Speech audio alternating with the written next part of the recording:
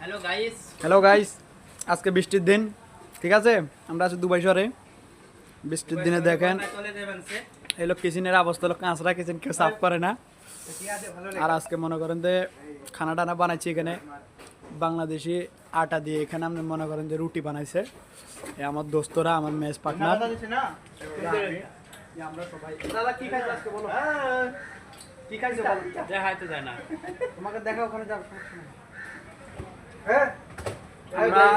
আমরা সবাই এখানে আপনার মনে করেন যে রুটি বানাইছে, রুটি খাওয়া ভালো লাগছে বৃষ্টির দিনে, গরম গরম বানাইছে, গরম গরম খাবো, ঠিক আছে।